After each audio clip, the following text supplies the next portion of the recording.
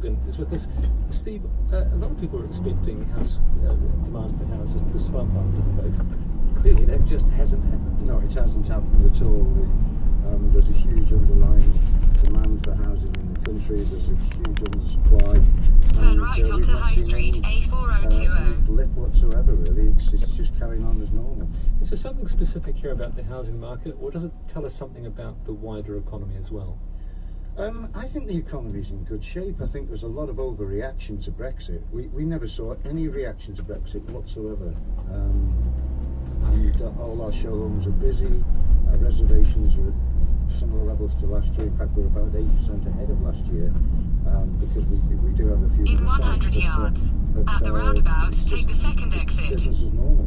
Because the theory was that if people were uncertain about the future, they would stop making. Exit the roundabout onto High Street. That just hasn't happened. In a quarter of a mile, turn left onto East Acton Lane. But that's nothing to do with Brexit. It's all to do with stamp duty, which is really been really hiked over the last few years. So the basic picture is that there are too many buyers chasing too few houses, which is keeping demand strong. How do we fix this problem about supply of houses? It's a perennial problem for Britain, isn't it? It is a perennial problem, and it's been going on for a long time. And you can actually trace it back really to increased legislation in planning, which goes back to the early 90s. Funnily enough, it's logic in the back of European legislation. But planning still needs to be. It has improved. The government's made some great steps over the last few years, but it's still like running through treacle. Because of course, a lot of the critics of the big house builders say that you're a greedy house builder. You're sitting on land banks. You refuse to develop. Turn left onto East Acton Lane. Is that an accurate picture? Yeah. I can't use all the language I would like to use on radio, but for that, it is just complete rubbish. So a council is a villain in the piece here. It's not so much the councils, it's the system. I mean, In 300 yards, at the roundabout, take the second exit and stay on East Acton Lane. Cuts in recent years, there isn't enough of them to process it. But equally, there are so many rules and regulations that need to be crossed now. What we need really is a cut in red tape, so that they're not sort of bound to follow the procedures that they currently follow, and we get back to the pragmatic system that we used to have in the 80s and early 90s. Because it could take a long time once you have outline planning approval. Exit the roundabout onto East Acton Lane. Yeah, there's In a quarter of a mile, at the roundabout, continue straight to stay on East Acton Lane. Say 500 units, and people think, well, why don't we start? Because it often takes a further 15 to 18 months to clear conditions and to get the details agreed, and there's various agreements sorted out before you can actually start to lay your first brick.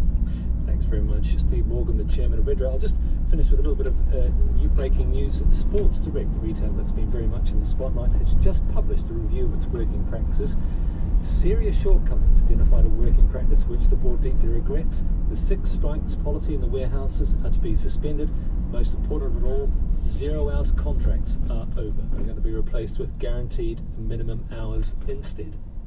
Thanks, Dominic. 19 minutes past 7. We're often told that the pay gap between men and women is there in part. Exit the roundabout onto East Acton Lane. In 200 yards, slide left onto Old Common Lane. A group of business schools that seems to show that women ask for money as often as men, but just don't get it. Dr. Amanda Goodall is here, who's co-author. Slide left onto Old Common Lane, then use the right 2 lanes to turn right onto Westway. You discovered what then? We discovered, well, we were trying to look for more understanding about the 10 to 20% pay gap that exists, as you mentioned. And one of the theories, again, that you mentioned is that the idea that women are just reticent females, that they actually don't ask. We looked at a fantastic Australian workplace survey which enabled us to look at random samples of employees, 4,600 of them, and 860 employers. And when we looked at this evidence, we found that in a like use the right 2 lanes to turn right onto Westway, A40. And when I say like for like, what I mean is that we're controlling for a number of factors. So we're controlling for the kind of job that they do, the number of hours that they're in the job, their education, whether they're married, dependents, etc. So women do ask as much as men, but they just don't get as often as. On the other hand, it is one survey, and it's Australia. Well, Australia is very similar to most countries, particularly Western I sort of Europe. think, I mean, possibly lazily, but you think of Australia as being slightly more sexist perhaps than here. In other words, when women asked, perhaps they were more easily dismissed by Australian male bosses than they would be here. I think that the only difference with Australia is that they've got the insight to actually ask a question like this in their workplace survey. And I'm hoping that Britain, which also has a similar survey, and the United States will follow suit. If we really want to understand the pay gap, we've got to be able to dismiss some of these ideas. Another one, for example, was that women might not ask for baby pay because it might negatively affect their relationship with their boss or their manager. And again, we found that that just didn't hold up. And as you say, that is really important if you can debunk that kind of thing, because the reticent female theory is a thing, isn't it? It's a sort of academic area of study, but you're saying essentially it's nonsense. Well, it also pushes responsibility back onto women. It's your fault for not asking, and in some ways I think it's very positive to show that they do ask. And I have to say, being quite a pushy female myself, the idea that I don't ask for something is quite unlikely. But there is some good news from our study, and I think we ought to hold on to this. If we look at the women who are under 40 years old, we find that they are different. Continue they are on asking Westway as for much 1 as men, mile. but they're also receiving as much as men. And so that's really positive. That shows that society is taking note and things are moving. All right, that's positive. Going back to the negative, though, an important thing in this survey, if people were asked but didn't get, did you discover at all what the reason was why they didn't get it? Our research in this survey doesn't look at issues of That's why. tantalising, isn't it? But well, it is. But I suppose we could say that that discrimination is a clear possibility. That it's difficult to find out to know why. And I think one of the reasons it possibly is that years ago, the idea that the man was a breadwinner was very commonly held. But also the idea in a company that you can get away with doing this. Yes, I think Asda's just fallen out of that recently. So yes, but I think things are changing, and I think we should hold on to the positive news. Dr. Amanda Goodall from Cass Business School. Thanks very much. Thank you. 23 minutes past 7. Now, if you've got a toothache, you go to the dentist, right? Well, a huge number of us don't, and that number is growing. They go to their GP instead. Henrik Overgaard-Nielsen, the British Dental Association, is on the line. Good morning to you. Good morning. 600,000 appointments a year made by people with their doctors who want dental care. Yeah, it's absolutely ridiculous. In a quarter of a mile, keep right to stay on Westway And A40. actually, GPs are not in a position where they can treat a lot of these problems with dental treatment. So why do we do it? Well, I think there are a couple of reasons for it, but the main one, particularly now, is that the fees are rising.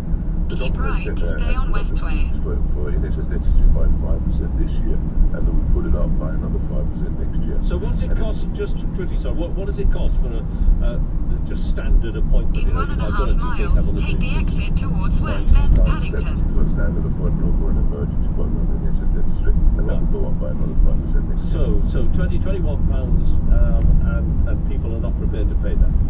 Yeah, that's correct. I mean, we're talking about the people, obviously, that are not entitled to free treatment and are just on the cost, as usual. Those are the ones that suffer the most, that they have to cover that money, and therefore it's free to go to the GP.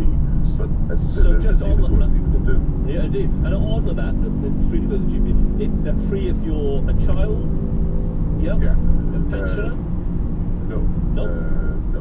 Well, it depends on the pensioner's financial situation. Right. Okay. But it's free for everybody under the age of 18. Everybody under the age of 18, all the rest of us have to pay, yeah. Unless, of course, we go private. Well, then if we go private, they're going to pay a lot more, aren't we? Yeah, but the people we're talking about here are not the ones that can afford to go down. No, absolutely. So what can and what should be done? I mean, obviously you'll say, presumably, you'll say anyway, cut the fees. Well, the fees are just a tax that is collected. I mean, it's not something that ends up with the dentist at all. We're just tax collectors collecting this for the government, and they're actually You mean you hand it straight over to the government?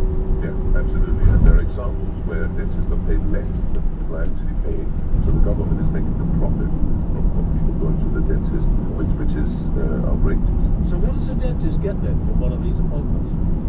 Well, that depends, but some of them are getting less than £19.70. There are examples of that for an appointment like that. So what is the solution then? You've got about 30 seconds to tell us what the solution is. Well, the solution is obvious. obviously to put down In a quarter of a mile, take the exit towards West End, Paddington. NHS should be free at the point of delivery, but dentistry has not been and has not been since 1948. So they need to do something about the fees, and also there needs to be a campaign to actually get people to go to the dentist instead of the doctors. It is ridiculous 600,000 appointments a year are taking on.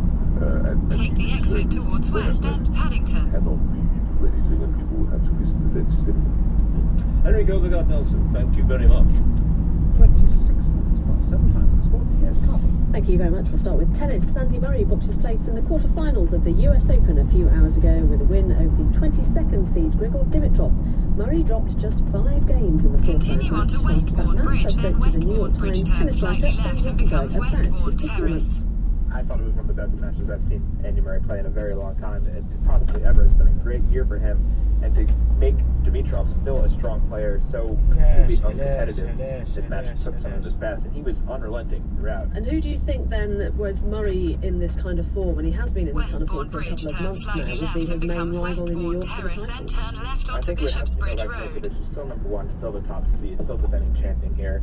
Murray wouldn't play him till the final, and Murray might be considered the favorite by some. I think the odds makers have him as the favorite right now, which is somewhat unusual considering how good Djokovic has been. But Djokovic has beat Murray in the first 2 major finals of the year, and it would be a very captivating one if we get it. Earlier than that, it would probably be Juan Martín del Potro, who's a silver medalist who Murray faced. Turn left onto Gloucester Terrace, then turn left onto Bishopsbridge Murray Road. faces the 60 Turn left onto Bishopsbridge Now, I know Road, you've spoken to Andy Murray about his 8:42.06. new role, which is on the ATP Player Council. How is he finding being involved in the politics of tennis? I think he's finding it a little bit exhausting to start with. I know that he was surprised by how just long and grueling the first meeting they had was. The Friday before the US Open, they met for 4.5 hours. And he said even with all that time, they only got through about a third of their planned agenda. So